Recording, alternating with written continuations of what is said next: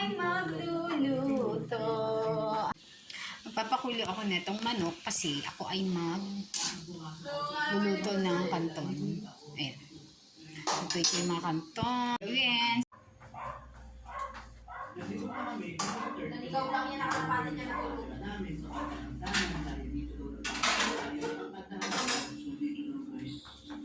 Hindi pa siya luto. Kasi yung asawa ko nang deliver ng katol, kaya ayan, magluluto muna ako ng pansit canton niya kasi bumili siya ng pansit canton at ano ba yun, yung gulay, pakbet, lulutuin ko yun. Kasi habang wala yung asawa ko, nag-deliver siya ngayon. Siyempre, extra income. Yan yung mga anak ko, ayan, nanonood sila ng ewan ko ano ba yung pinanonood nila sa computer. Ako naman ay nagluluto. Wala naman sila ginagawa. Pag wala sila trabaho, ayan, nod-nod lang sila. Kasi syempre day off din nila. Pagod din sa trabaho yung mga anak ko. At yung isa nandun sa taas, nagdidikpit ng kanilang mga higaan.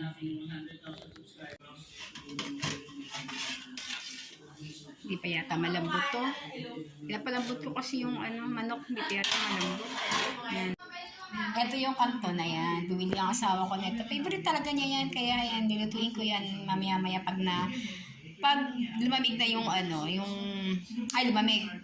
Pag lumambot na yung akit ako, titingnan natin yung aking kamatis. Wala pa pala ako makargas. Wala pa siyang yellow.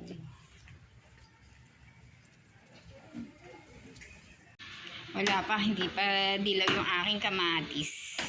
Bababa na ako at ako ay tutuloy ko na yung aking pagluluto. Okay na ata yan, malambot na ako at kukunin ko. Yan, mamaya-maya hihimayin ko na rin yan.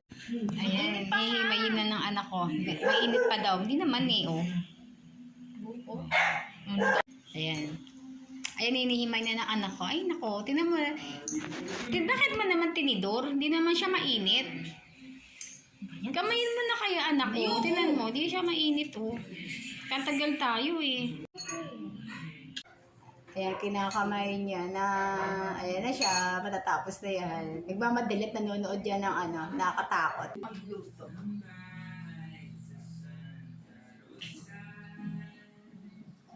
Ito tayo ng pansit.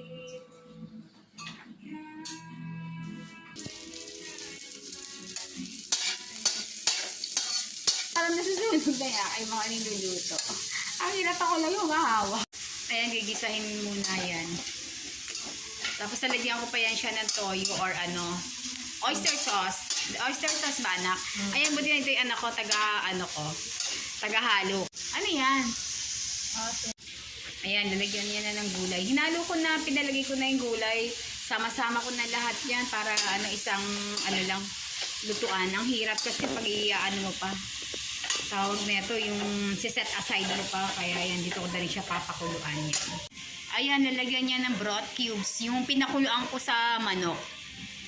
Ayan, sige anak, sige. Okay. Yan, tama na yan.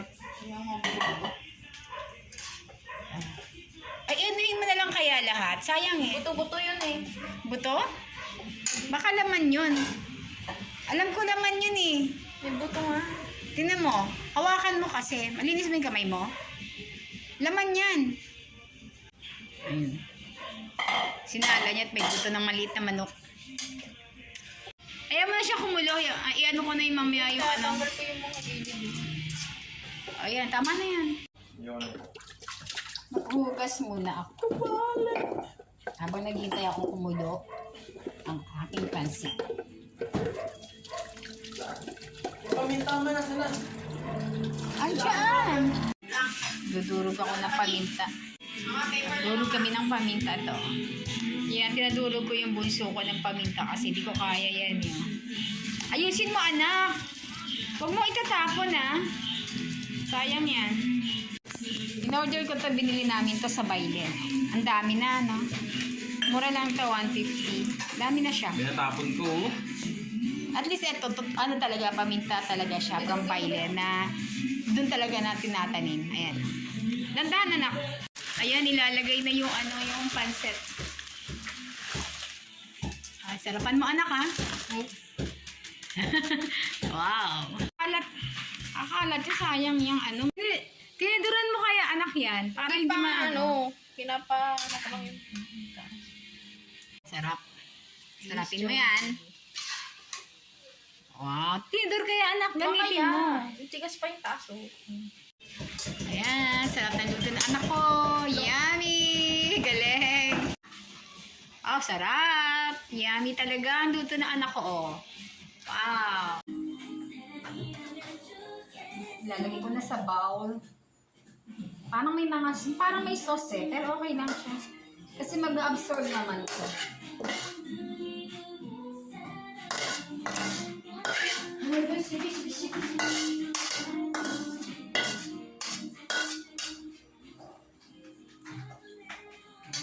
Sarap. Yan. Okay na. Wow, sarap ano. Yan. Tapos ito na naman ang lulutuin ko. Yan. Gulay na pakbet. Hinugasan ko yan siya. Ito na hinugasan yung kawali kasi sayang din na may lasa rin naman yan. O, yan. Yung sa pansit kanina. Yan. Ginisa na anak ko yung bawang at sibuyas. Kasi yung ano ko, kamatis ko sa taas, wala pa siyang hinog. Kaya ito lang muna, bawang sibuyas. Ang sarap pala pag ano, pala ng pakiramdam pag ano, no, ng ano, tawag nito yung, may kukuhain ka ng, na tinanim mo, yung yung kamatis ko, nagdilaw.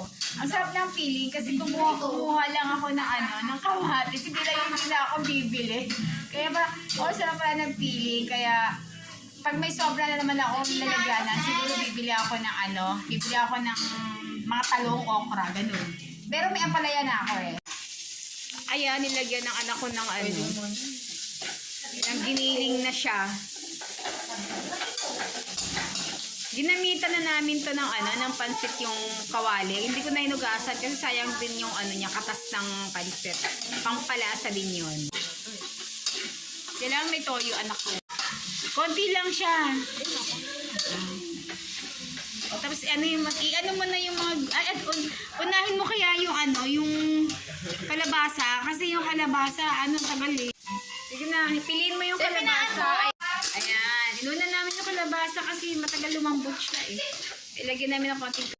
Nakipagkwentuhan pa kasi ako sa aking mga anak sa sala. Kaya ito, titingnan ko yung aking Ops, lambot na. Medyo konting lambot na ata ito. Pwede na itong ko yung mga iba. Ilagay ko na siya. Konti lang to binili na asawa ko kanina ng umaga. Siguro mga 20 pesos lang to. Pero konti lang. Hindi naman 20 pesos. Pinigay sa kanya, napaka-konti. Para ang sarap kahit konti lang yung aking gulay. At tatakpan ko muna to para lumambot yung iba. Siguro mga 2 minutes yan. Or 3 minutes. Sabi ng mga anak ko, nag-ano lang daw ako sa vlog. Wala daw manonood sa akin. Okay lang, wala manonood sa akin. Ito is papatanggal ko lang ito na stress. Syempre, getting old na rin. Kaya kailangan mag-ano tayo ng ibang mga activities na hindi ka na nag-iisip, yung wala ka ng anxiety, wala ka na stress sa sarili mo. Kaya eto, vlog lang muna ako ngayon. Ayan. Inaano ko ng mga anak ko, niloloko ko.